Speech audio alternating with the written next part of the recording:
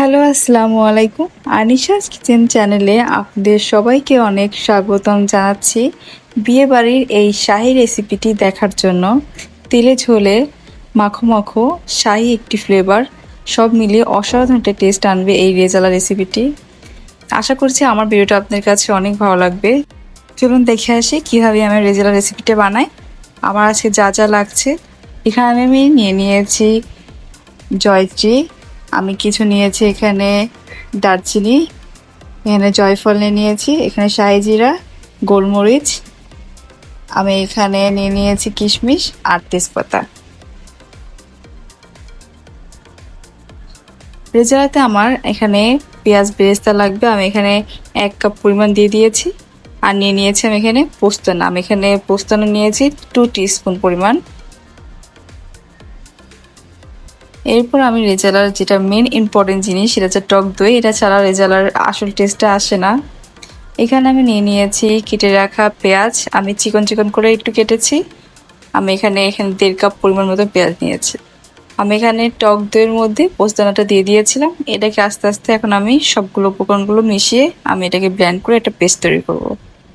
আমি পেস্ট বানানোর জন্য আমি এখানে নিয়ে নিয়েছি আমি কয়েকটা বাদাম, আমি 2 রকমের বাদাম নিয়েছি, জয়ফল নিয়ে নিয়েছি আর নিয়ে নিয়েছি জয়ত্রী আর কিশমিশ।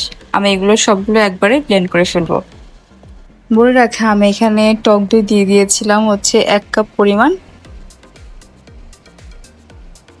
এগুলোকে আমি এখন আস্তে আস্তে সবগুলো মিশিয়ে ফেলবো। এরপর আমি এখানে অ্যাড করে দিব পেঁয়াজ বেরেস্তা, আমি এখানে প্রায় 1 কাপের পরিমাণ মতন পেঁয়াজ বেরেস্তা দিয়ে দিচ্ছি। এরপর আমি একটা পেস্ট বানিয়ে নেব।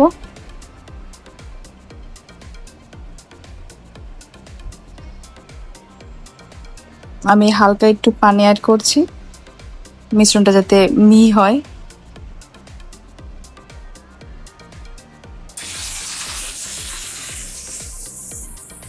দেখতেই পাচ্ছেন আমার পেস্ট রেডি। এখন আমি চলে যাচ্ছি মূল রান্নায়। আমি একটা পাতিল নিয়ে নিয়েছি, পাতিলের মধ্যে আমি পরিমাণ মতন তেল দিয়ে দিয়েছি। তেলটা যখন আমার হালকা গরম হয়ে আসবে তখন আমি এখানে গোটা কিছু মশলা অ্যাড করে দেব। এখানে আমি শাহি জিরা, এলাচ, দারচিনি আর তেজপাতা দিয়েছি। এটাকে এখন আমি একটু হালকা ভেজে নেব যতক্ষণ পর্যন্ত অ্যারোমা না আসে। যখন এর মধ্যে একটা সুন্দর অ্যারোমা আসবে তখন আমি এখানে অ্যাড করে দেব কেটে রাখা পেঁয়াজ।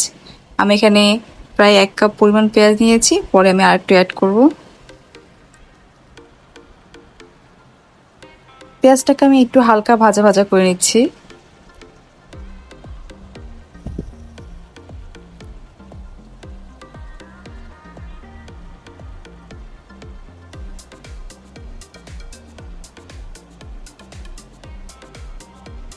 আমি আরেকটু পরিমাণ পেঁয়াজ দিয়ে দিয়েছি।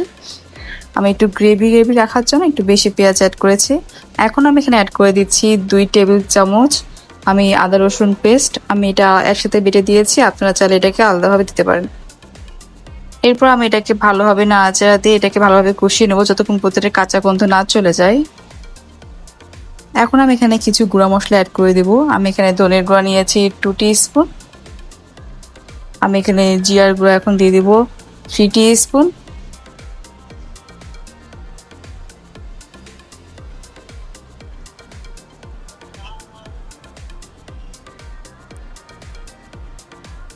এরপর আমি এখানে অ্যাড করে দিচ্ছি লাল মরিচের গুঁড়া, আমি এখানে লাল মরিচের গুঁড়া নিয়েছি 3 টিস্পুন।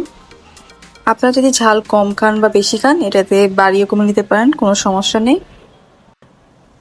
এরপর মশলাটা আমি ভালোভাবে কষিয়ে নিচ্ছি। আমি এখানে একটু পানি অ্যাড করব ভালোভাবে কষানোর জন্য।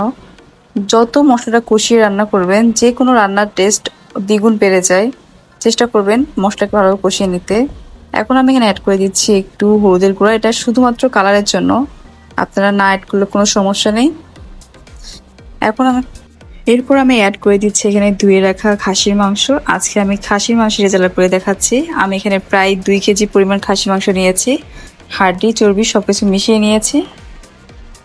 এরপর এটাকে ভালোভাবে মশলার সাথে মিশিয়ে নিতে হবে।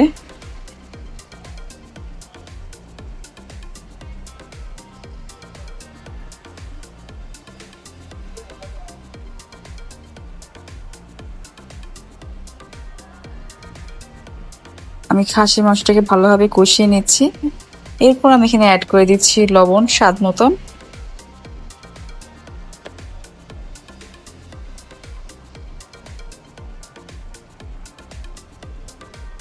এখন আমি এখানে অ্যাড করে দিচ্ছি যে আগে যেটা পেস্ট রেডি করে রেখেছিলাম সেই পেস্টটা আমি সম্পূর্ণ দিয়ে দিচ্ছি। আমি একটু পানি অ্যাড করে এটাকে আমি দিয়ে বাকি অংশটুকু দিয়ে দেবো। আজকে আমার বাসায় গেস্ট আসছিল, তো তাদের জন্য আমি এই শাহি রেজালা রেসিপিটা করেছিলাম খাসি মাংসের। তারা এতই প্রশংসা করেছে আপনাদের বলে বোঝাতে পারবো না। আপনারা অবশ্যই বাসায় এইভাবে ট্রাই করবেন একবার হলেও। তার পরিবারের মানুষ এই রান্নাটা অনেক পছন্দ করবে। এছাড়াও গেস্টরা এরকম একটা রান্না খেয়ে থাকলে তাদের মুখে লেগে থাকবে। এটাকে আমি একটু ভালোভাবে কষিয়ে নিচ্ছি। আমার যখন এভাবে কষে যাবে তখন আমি এখানে অ্যাড করে দিব গরম মশলার গুঁড়া। আমি এখানে গরম মশলার গুঁড়া দিয়েছি 1.5 টিস্পুন, দিয়ে এটাকে ভালোভাবে আমি মিশিয়ে নেব।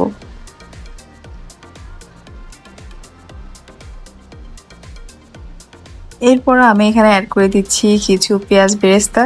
পেঁয়াজ বেরেস্তা দিলে এটা টেস্ট আরও দ্বিগুণ হয়ে যায়। আমি কিছু পেঁয়াজ বেরেস্তা রেখে দিয়েছিলাম এটা লাস্টে দেওয়ার জন্য। এরপর দেখতেই পাচ্ছেন আমার ঝোল যখন এরকম শুকিয়ে যাবে, আমার কষানো হয়ে গিয়েছে পর্যায়ে, তখন আমি এখানে অ্যাড করে দেব দুধ। আমি এখানে 3 কাপ পরিমাণ দুধ দিয়ে দিয়েছি। আমি এখানে কোনো পানি অ্যাড করব না, পুরোটা আমি দুধ দিয়ে এটাকে রান্না শেষ করব। দুধটা দিলে আপনি পানির বদলে যদি দুধটা দিয়ে পুরোপুরি রান্না করেন, শাহি রেজালা যেটা শাহি শাহি ফ্লেভার, এটা আমার কাছে মনে অনেক বেশি আসে। চেষ্টা করবেন পানি না দিয়ে এরকম একটা দুধ দিয়ে পুরো রান্না শেষ করার। এরপর আমি এটাকে ঢাকনা দিয়ে আমি কিছুক্ষণ এটাকে কষিয়ে নেব আর একটু। এখন আমি এখানে অ্যাড করে দিচ্ছি কিছু ঘি। আমি এটাকে আবার একটু ঢেকে আমি কিছুক্ষণ রেখে দেব। এরপর ঢাকনাকে আমি প্রায় 10 মিনিট পরে খুলে আমি এটাকে আর একটু নাড়াচাড়া দিয়ে এটাকে আমি মিশিয়ে নিব যাতে কোনোভাবে নিচে না লেগে যায়। যেহেতু আপনি দুধ দিয়েছেন, এটা লেগে যাওয়ার একটা ভয় থাকে। এরপর আমি ঢাকনা দিয়ে এটা কিছুক্ষণ রেখে আমি আবার খুলে এটাকে আমি, আমার লবণটা কম হয়েছিল, আমি লবণটা আবার অ্যাড করছি। এখন আমি অ্যাড করে দিচ্ছি এখানে আলু বুখারা।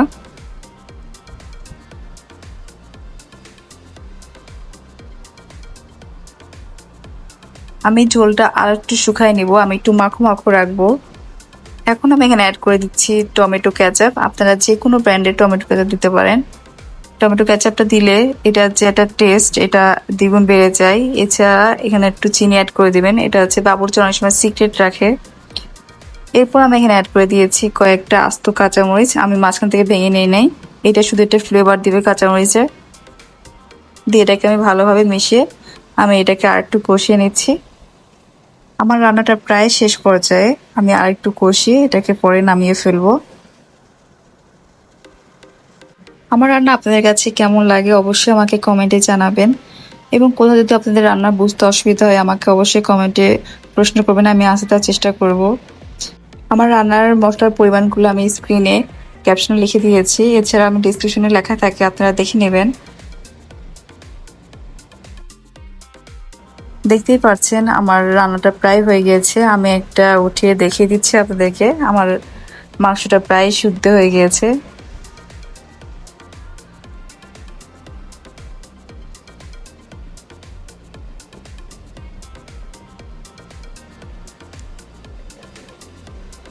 আমার মাংসটা একদম সিদ্ধ হয়ে গিয়েছে। আমার রান্না প্রায় শেষ পর্যায়ে, আমি এটা একটু মাখো মাখো করে আমি এটাকে নামিয়ে ফেলবো। যখন দেখবেন আপনার উপরে তেলটা ভেসে উঠেছে, আপনার বুঝতে হবে আপনার রান্না প্রায় কমপ্লিট। যারা নতুন রাঁধুনি তারা অবশ্যই এরকম ভিডিও ফলো করে রান্না করার চেষ্টা করবেন। আশা করছি আপনাদের রেসিপিটা হুবহু এরকম হবে, আপনাদের সবাই অনেক নাম করবে, বুঝবেই না যে আপনারা নতুন রাঁধুনি। আমার রান্নাটা হয়ে গিয়েছে, আমি এখন চুলাটাকে একদম নিভিয়ে দিয়েছি। এখন আমি পরিবেশন করে আপনাদেরকে দেখিয়ে দিয়েছি। আশা করছি আমার রেসিপিটা আপনাদের কাছে অনেক ভালো লাগবে। ভালো লেগে থাকলে অবশ্যই আমাকে লাইক সাবস্ক্রাইব করে আমার পাশে থাকবেন এবং ওদের মাঝে এটা শেয়ার করে দিবেন। আমি আবার নতুন কোনো রেসিপি নিয়ে হাজির হয়ে যাব। আজ এ পর্যন্তই, সবাই ভালো থাকবেন। আল্লাহ হাফিজ।